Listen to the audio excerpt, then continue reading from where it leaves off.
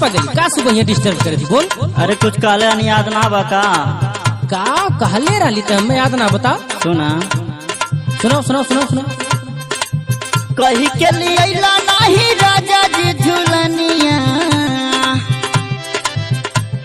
तोहरे तो कुछ ना याद रहा कम से कम हमारे बतिया के तो ख्याल रखल करा।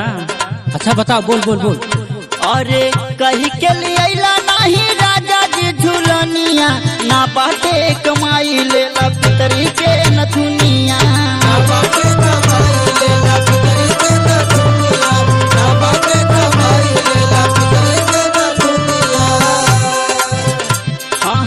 कही के लिए नहीं राजा जी झूलनिया कही के लिए नहीं राजा जी झूलनिया ना बाटे कमाई ले ला पितरी के नथुनिया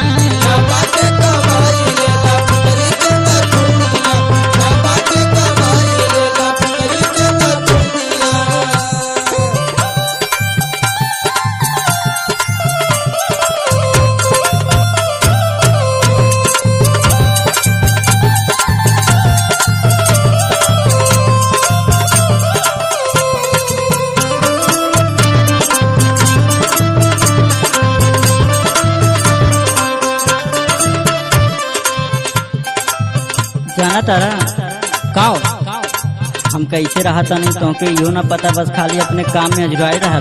अजुराब ना तो का खाबी रे पगली। सुना सुनाओ सुनाओ। कनवा में बाली नहीं पाऊँ में पायल बा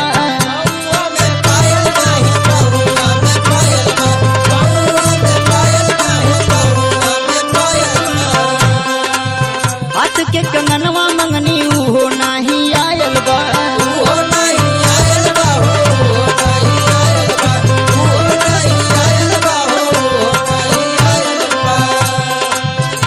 अरे कनवा में बाली नहीं पाऊँ में पायल बा हाथ के कंगनवा मंगनी हो नहीं आयल बा।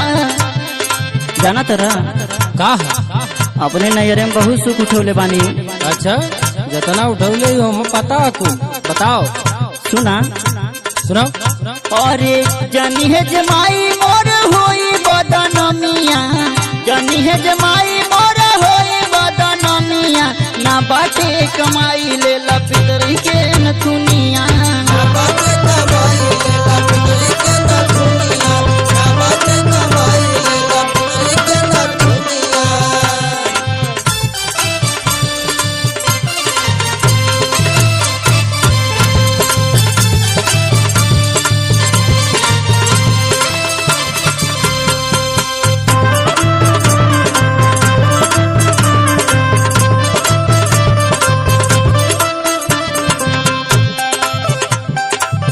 ए राजा जया शादी कह के लैला आपको सपना हमार पूरा ना कैला।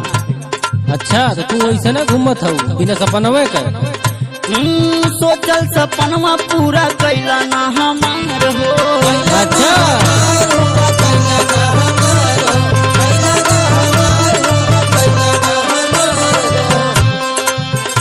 अरे झूठो के कमाए जाला आजमगढ़ शहर हो।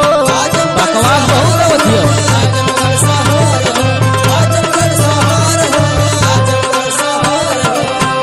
हाँ सोचल सपनमा पूरा कैला ना हमार हो झूठो के कमाए जाला आजमगढ़ शहर हो।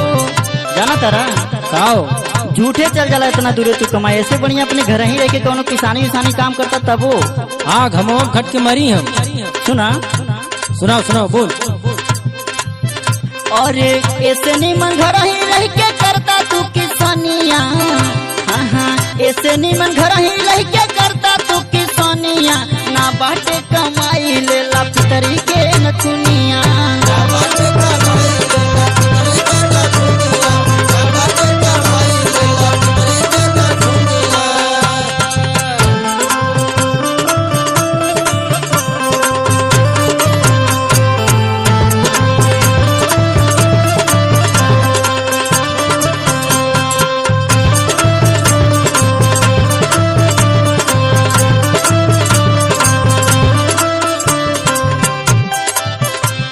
हमरा तो तोरे ऊपर शक होता हो। का तुगा सकरे पागल सुना सुनाओ लगता कि राजा हमसे नाही तो के प्यार बा।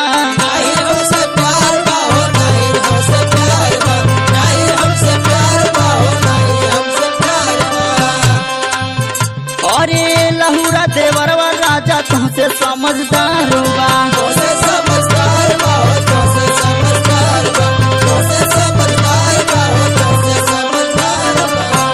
हाँ लगता कि राजा हमसे नाही तो के प्यार बा। लहुरा देवरवा तुमसे ज्यादा समझदार बा। सुनो तोरा संदीप रंजीत ना बढ़ावा परेशानिया। अरे संदीप रंजीत ना बढ़ावा परेशानिया ना बाटे कमाई लेला।